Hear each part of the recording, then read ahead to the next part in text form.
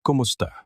Maligayang pagdating, paki-enjoy ang nilalaman, mag-subscribe at i-on ang mga notification. Si Jason ay laging isang lalaking mapagmasid, tahimik ngunit mataman. Siya yung tipo ng tao na hindi mahilig gumawa ng eksena pero napapansin ang lahat hanggang sa pinakamaliit na detalye. At doon nga nagsimula ang lahat. Sa maliliit, halos hindi mapansing pagbabago na unti-unting naipon hanggang sa naging napakalaki na para balewalain. Nagsimulang magtagal si Amanda sa banyo. Nagsimula siyang iwan ang kanyang telepono na nakataob sa mesa. Madalas siyang tumatawa ng mag-isa habang nakatingin sa screen at kapag tinanong niya kung bakit, ang sagot lang niya ay, "Wala, mga kalokohan lang." Sa mga unang araw naniwala si Jason.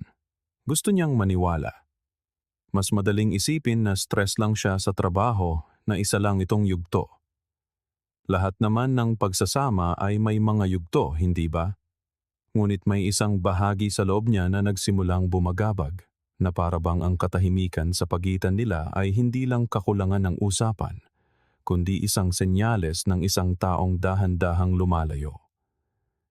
Tumigil siyang magtanong tungkol sa araw ni Jason. Hindi na siya nagpakita ng interes. Kapag nagkukwento si Jason tungkol sa isang problema sa trabaho, tatango lang siya na parang kalahati lang ng isip niya ang nakikinig. Palagi siyang tila nagmamadali kahit nasa bahay lang. At ang mga haplos, yung mga lambing na dati walang dahilan, ang magaan na pagdampi ng kamay sa kanyang likod sa kusina, ang halik sa noo kapag nagsasalubong sila sa pasilyo, lahat ay naglaho ng walang paliwanag.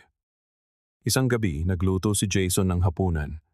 Isang simpleng kilos ngunit puno ng pagmamahal. Pinili niya ang paboritong pasta ni Amanda.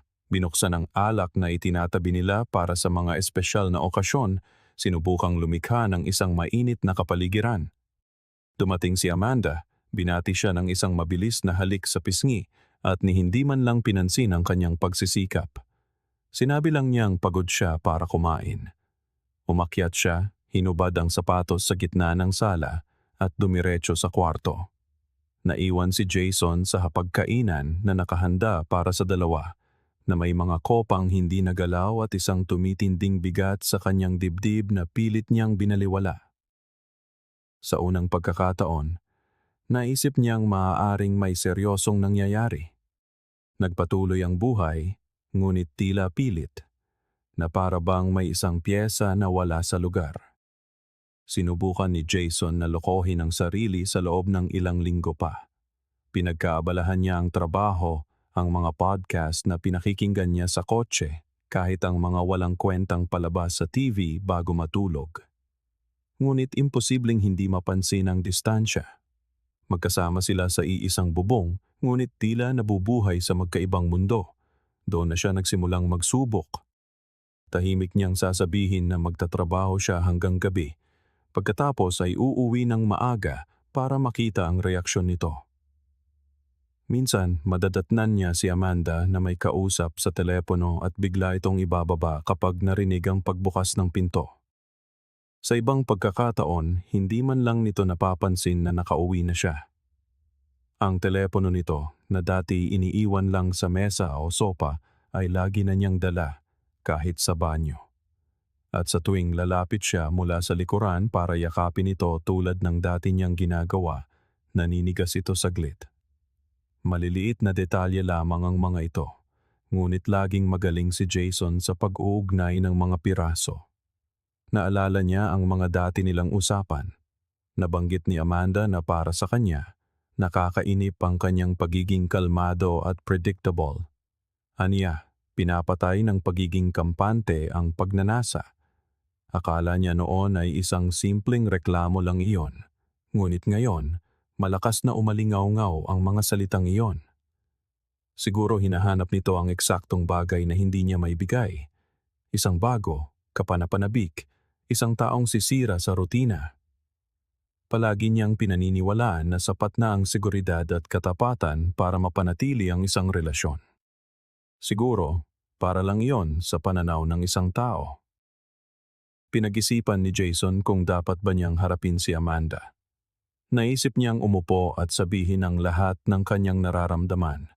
Ngunit may pumipigil sa kanya. Isang halo ng takot at pride. Takot na marinig ang katotohanan mula mismo sa bibig nito at pride na ayaw magmukhang mahina. Kaya't nagpasya siyang magpatuloy sa pagmamasid. At habang ginagawa niya iyon, lalong lumalaki ang agwat para siyang nakatira kasama ng isang estranghero. Ang babaeng kilala niya na kasama niyang naglakbay, tumawa, at pinlano ang kanyang kinabukasan ay tila may ibang iniisip na parabang may isang lihim na buhay na maingat na itinatago. Bawat bagong kilos, bawat padaskol-daskol na komento, bawat biglaang tawa ay nagpapatibay sa katiyakang ayaw niyang aminin. May nagbago at hindi siya ang dahilan. Mas madalas nang ngumingiti si Amanda sa kanyang telepono kaysa sa kanya.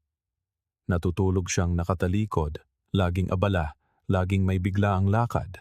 Maging ang iilang pag-uusap nila ay malamig at mas masakit iyon kaysa sa anumang away. Ito ay isang tahimik at matalim na kawalan ng interes.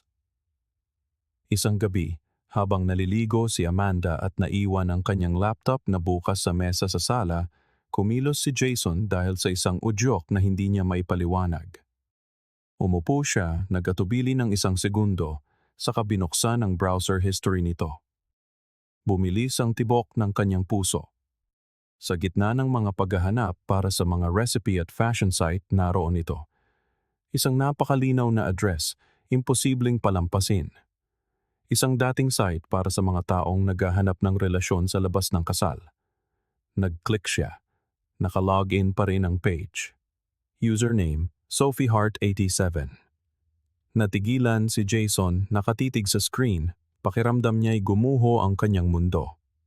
Ito ang kumpirmasyong desperado niyang inaasahan na hindi niya matatagpuan.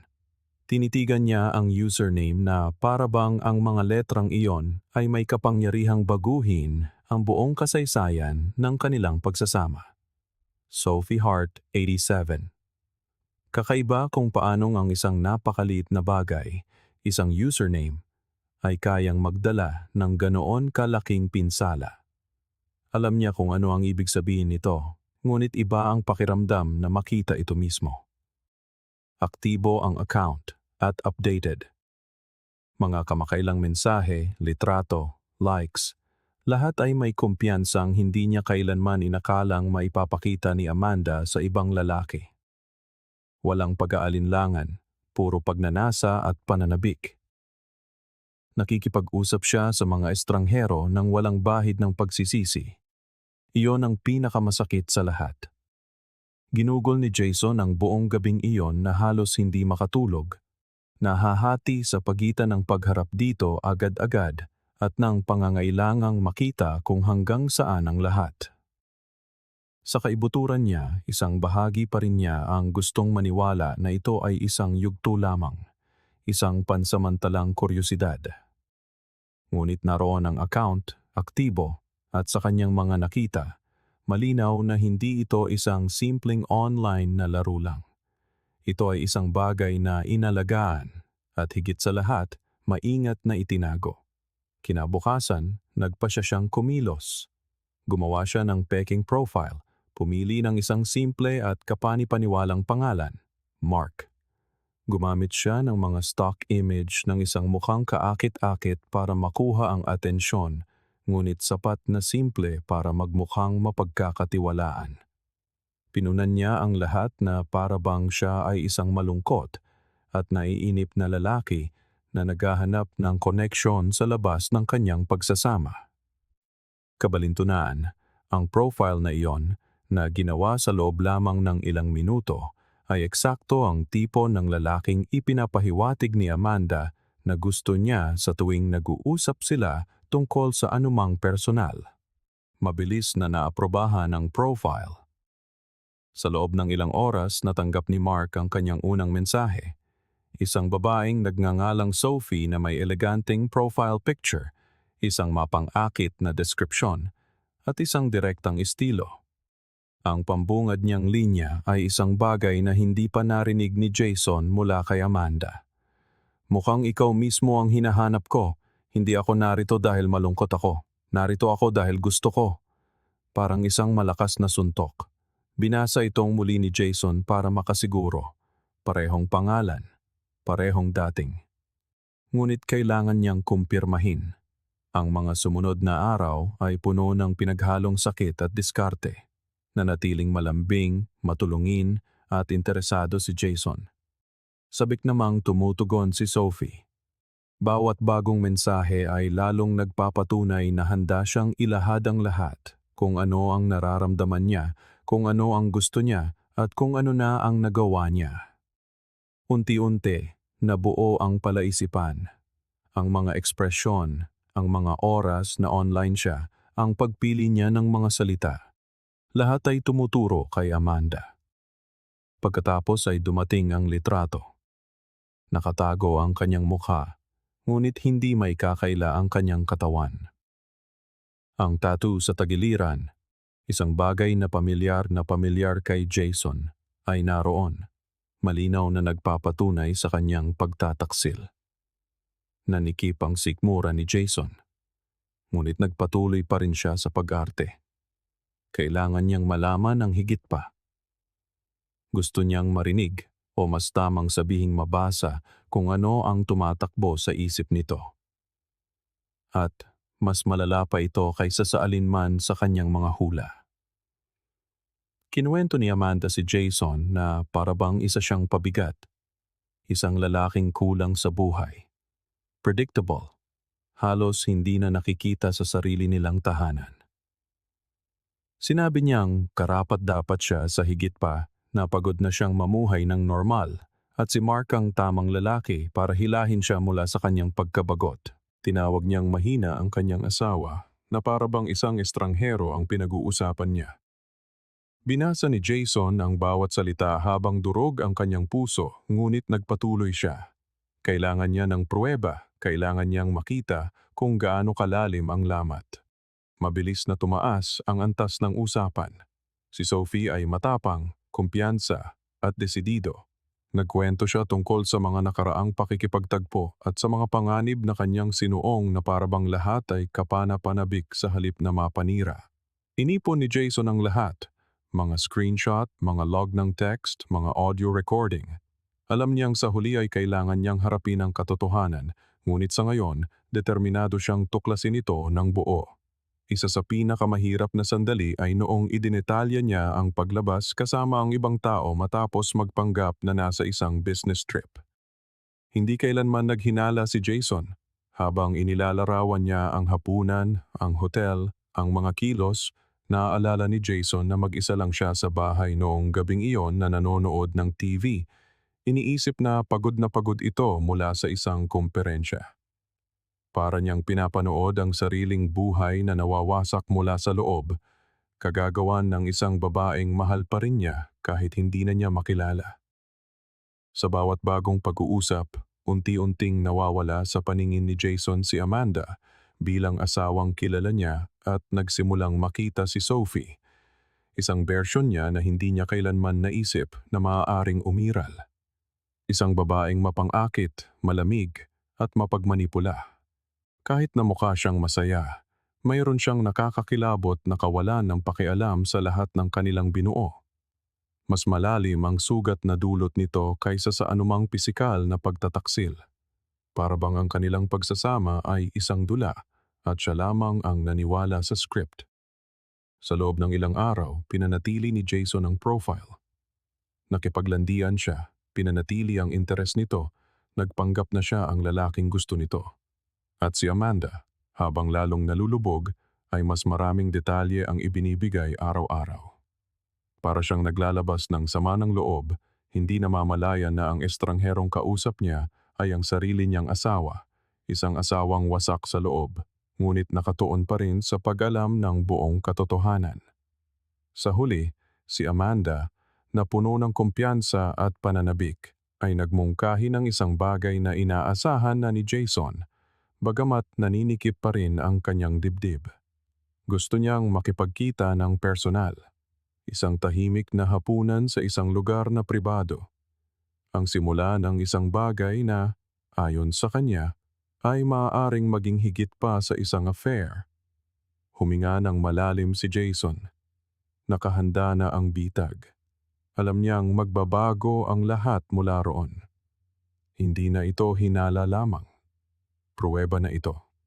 Panahon na para harapin ang babaeng akala niya'y kilala niya sa realidad na binuo nito sa kanyang likuran. May sapat ng hawak si Jason para tapusin ang pagsasama sa isang usapan lang, ngunit may isang bahagi sa kanya na nangangailangan ng higit pa sa pag-alam. Kailangan niyang makita. Kailangan niyang iharap si Amanda sa katotohanang siya mismo ang lumikha, nang hindi namamalayan na pinapanood siya sa buong panahon. Higit pa ito sa pagkuha ng mga sagot.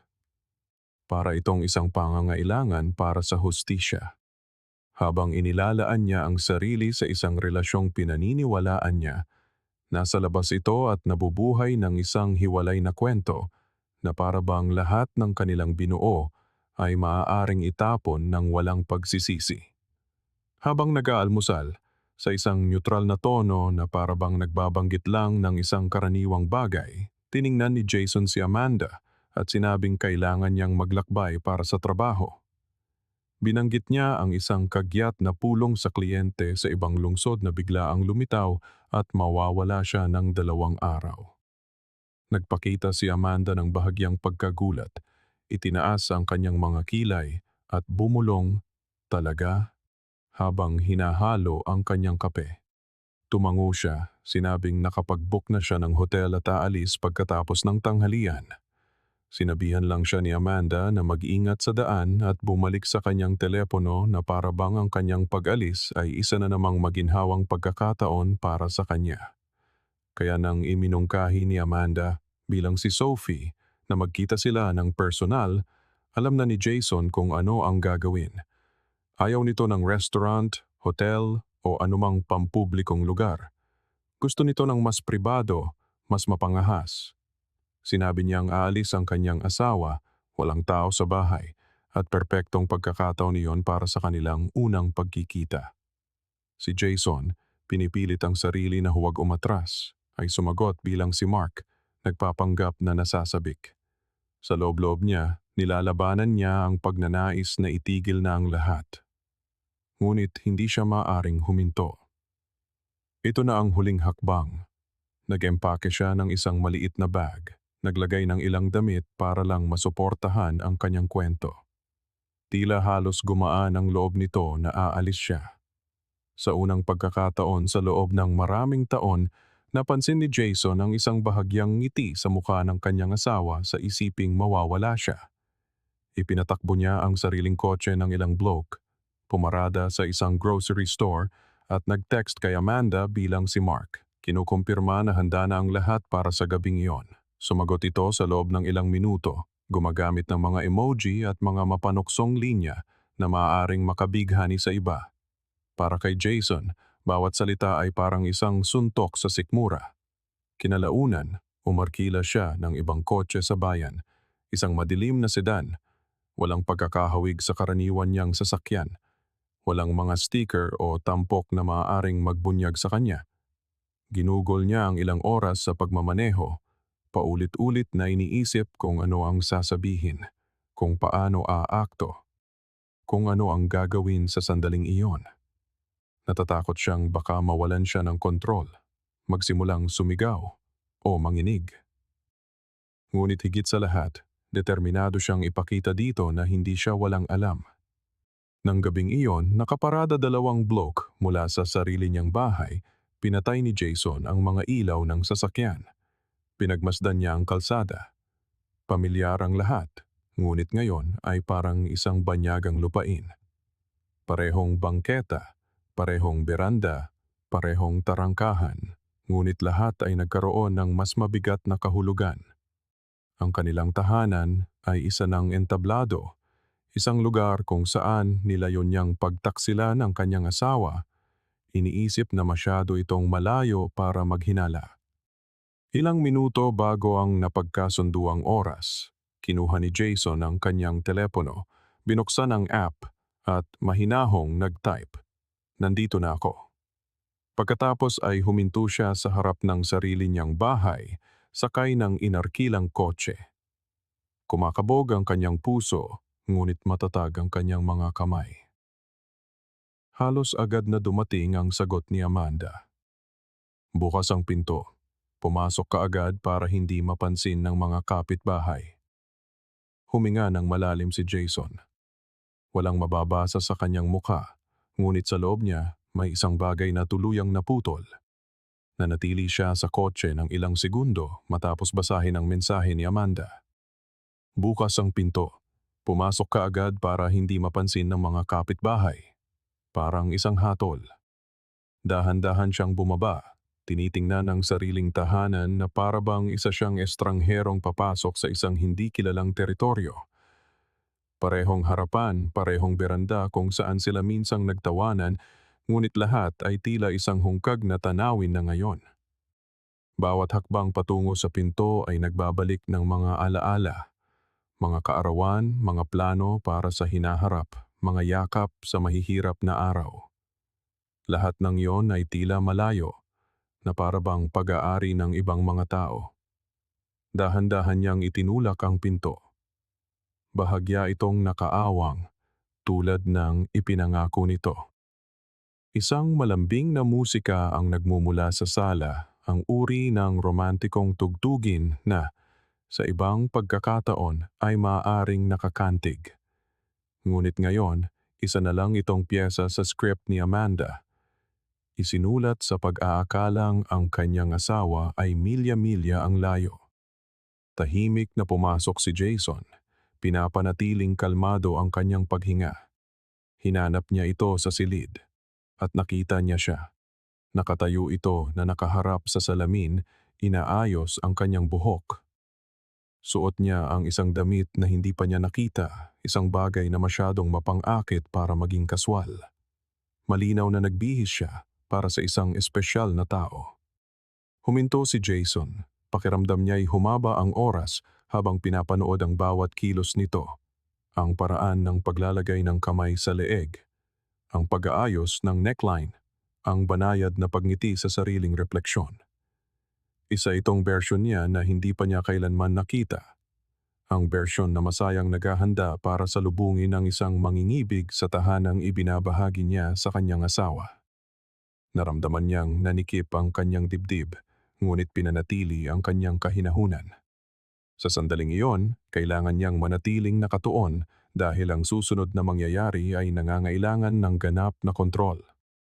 Dahan-dahang lumingon si Amanda, nakangiti pa rin, ngunit nawala ang ngiti nang magtama ang kanilang mga mata.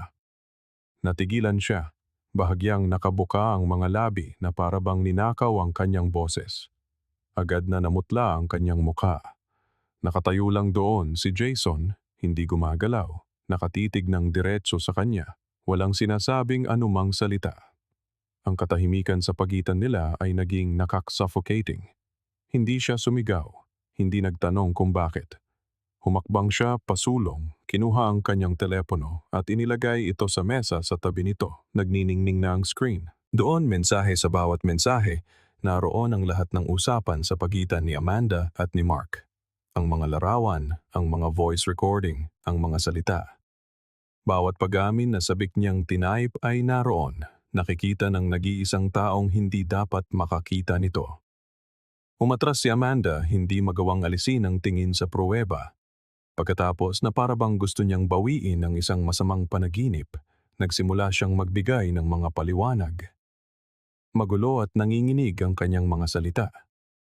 Sinabi niyang laro lang ito na hindi niya intensyong palakihin, na nalulungkot siya, na mausisa na isa itong kahinaan. Tahimik na nakinig si Jason. Nanatili ang kanyang mga mata sa mukha nito, walang ekspresyon, na parabang nakikinig sa isang kwentong huli na. Inabot ni Amanda ang kanyang kamay.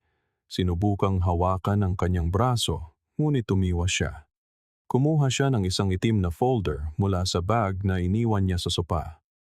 Nasa loob ang mga papeles ng diborsyo, handa na. Inilabas niya ito at ibinigay sa kanya ng tahimik. Nagatubili ito. Pagkatapos ay kinuha, nasa estado pa rin ng pagkabigla. Tumingin si Jason sa paligid ng bahay, halos parang nagpapaalam sa isang bagay na wala ng halaga. Naglakad siya patungo sa pinto, binuksan ito, at bago umalis, lumingon siya sa kanya sa huling pagkakataon. Kalmado ang kanyang mga mata, walang galit o pagmamadali. At bago pa man ito makapagsalita muli, umalis na siya. Lumabas siya nang hindi inihahampas ang pinto o gumagawa ng eksena, tiyak na ang kabanatang ito ay natapos sa kanyang mga termino. Habang nakatayo roon si Amanda, hawak ang mga papeles ng diborsyo, ang telepono sa mesa, isang tanong ang nakabara sa kanyang lalamunan na hindi na masasagot. Nagtungo si Jason sa kanyang kotse nang may matatag na mga hakbang. Naiyak na niya ang lahat ng kailangan niyang iyak bago siya dumating. Ngayon, oras na para magsimulang muli. Isang bagay na totoo, kahit na magsimula ito sa katahimikan ng pagkawala. Naiwan si Amanda sa harap ng bukas na pinto, hindi makagalaw. Ang alingaw-ngaw ng mga yabag ni Jason sa labas ay nanatili sa kanyang isipan, na parang isang paalala sa lahat ng nawala sa kanya. Ang lalaking kalalabas lang ay ang parehong lalaking sinabi niyang minahal niya sa loob ng maraming taon, na ipinagtanggol siya kahit hindi niya ito karapat-dapat. At ngayon, iniiwan na siya nito na parang isang taong nagsasara ng isang librong nabasa na alam na wala nang natitirang pahina.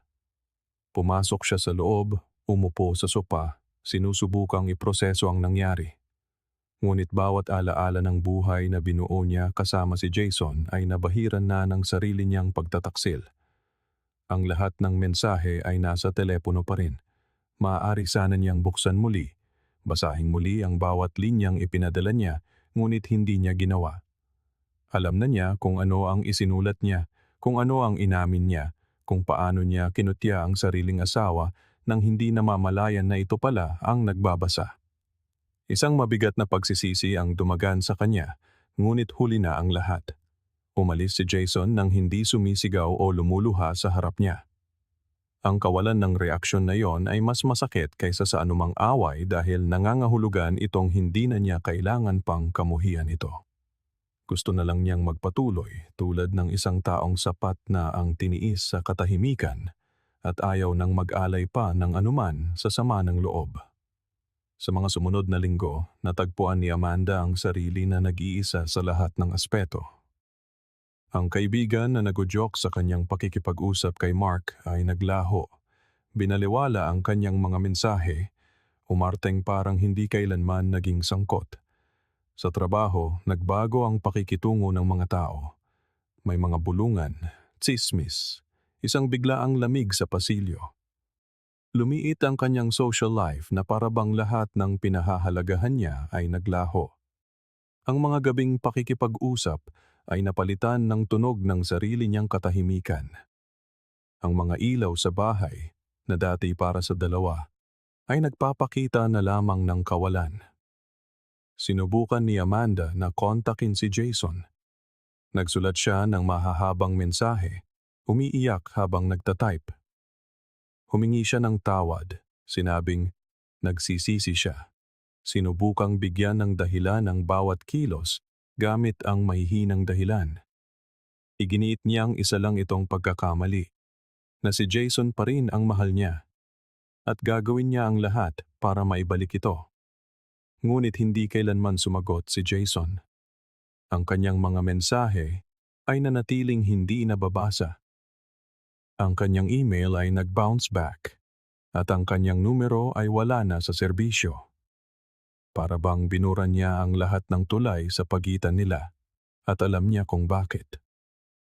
Pagkatapos ng lahat, pinili ni Jason na kalimutan. Pinili niya ang kapayapaan. Sinimulan niyang buuin muli ang kanyang buhay sa sarili niyang bilis.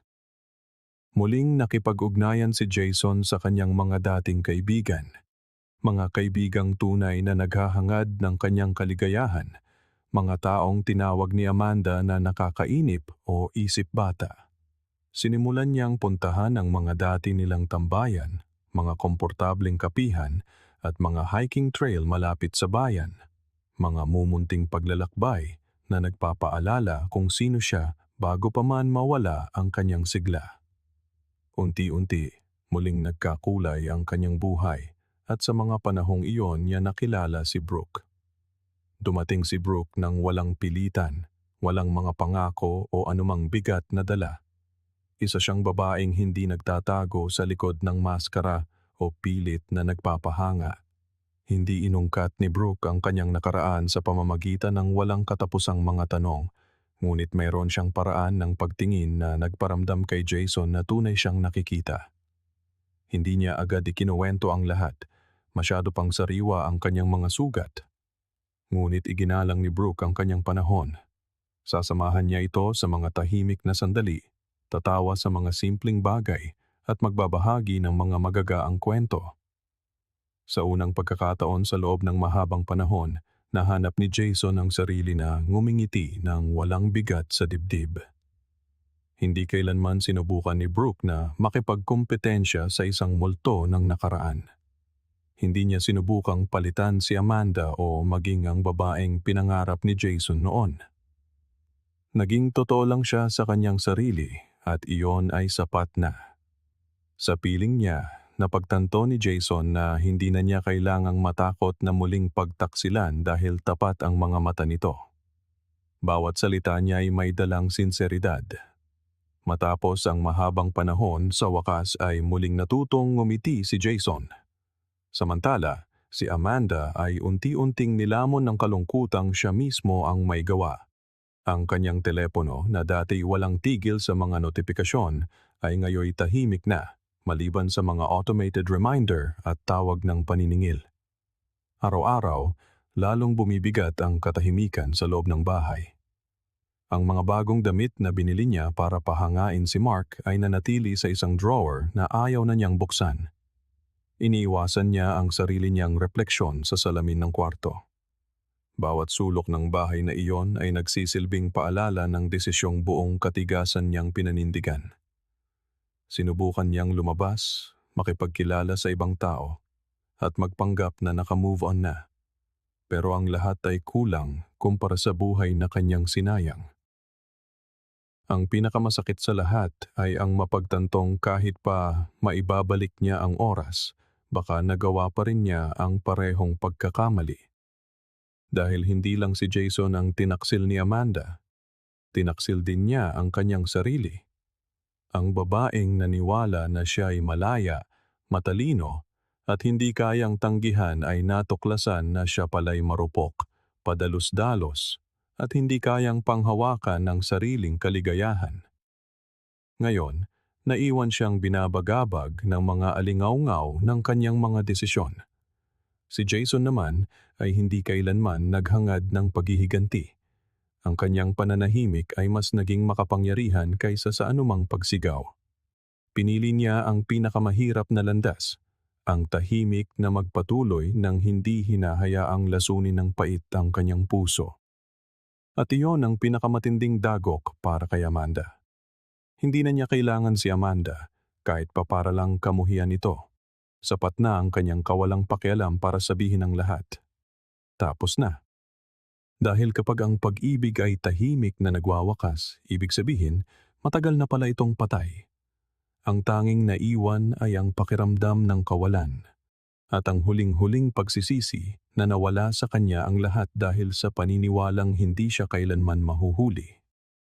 Salamat sa iyong panonood. Kung nagustuhan mo ito, huwag kalimutang mag-subscribe sa channel at i-on ang notifications para hindi ka mahuli sa mga susunod pa nating kwento.